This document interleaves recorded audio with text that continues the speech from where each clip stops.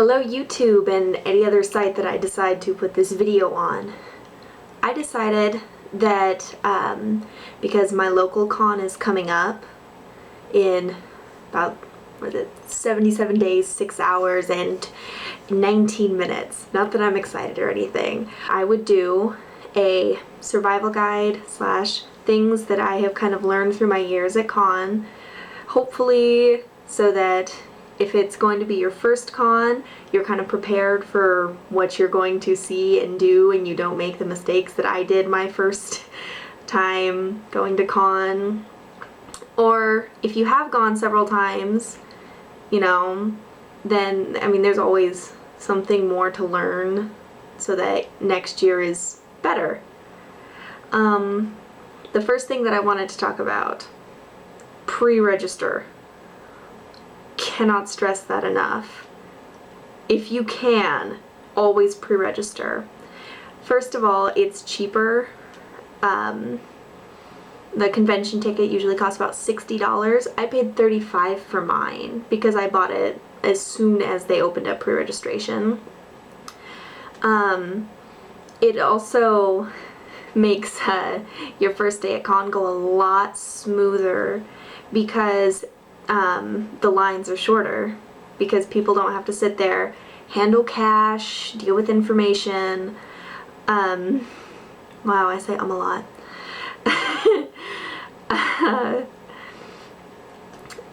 For example, last year, or I guess I should start with the first year I went. First year I went, none of us pre-registered, and we were in line for roughly 3 hours, and I was not prepared for that.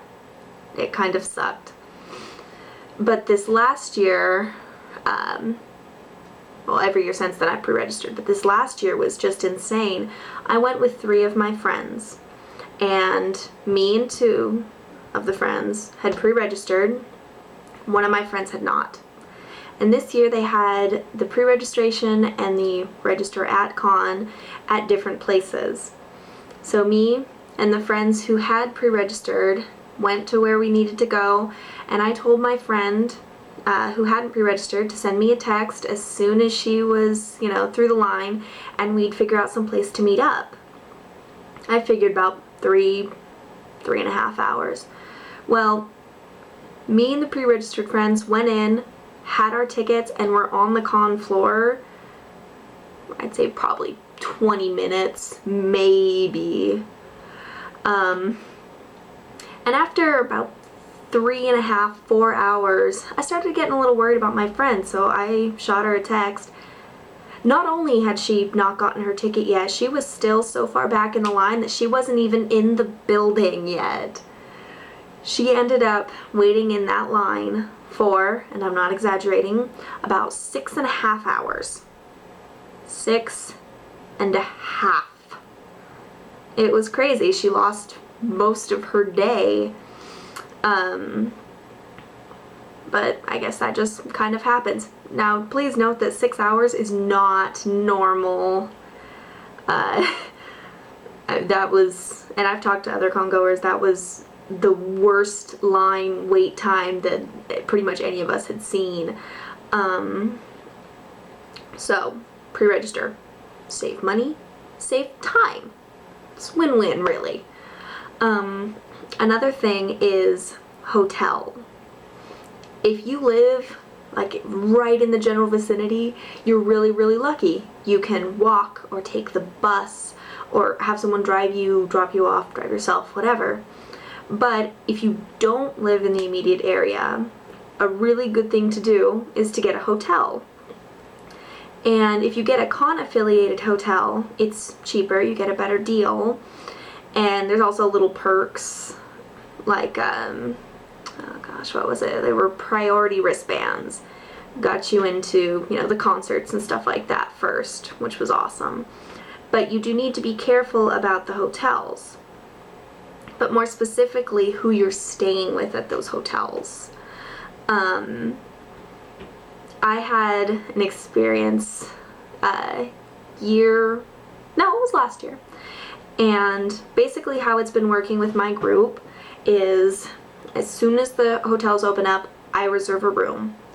and then we figure out who's going, and then everyone gives me their share of the money. I put their money on my card, and then when we go, I just pay for the hotel, and it works out great. I have learned that when you're figuring out who's going to be staying in the hotel with you, you should ask that they be pre-registered before you reserve them their spot. Last year, we had our people all figured out, and then last minute, 2 of the 4 people backed out, which really sucked. But I worked it out. I found replacements, and which was stressful. So stressful. So from now on, definitely they need to be pre-registered. But one of the people didn't give me their hotel money until we were in the car and on our way, which made it very difficult because we didn't have time for me to stop at my bank, deposit the money. So I actually ended up having to call my bank and have them switch some funds for me so that I could get the money into the account that I needed. But not saying that's always going to happen, but just, something to think about. Please, please, please know the people that you're staying with. I mean, there's a lot of fun that goes into con, but there's also a bit of stress, and you don't need to add any extra stress of, worrying about stuff getting stolen, and especially if it's a creeper or something. I wouldn't feel comfortable sleeping with a creeper in my room. Just saying.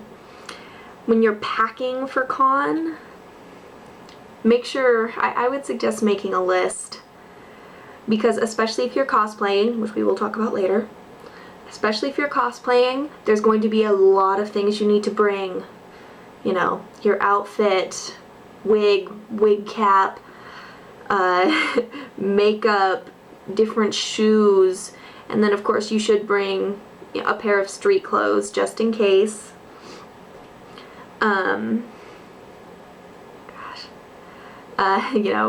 Basic hygienic stuff, toothbrush, toothpaste. I would suggest you bring just like a little travel size of toothpaste just in case. Deodorant.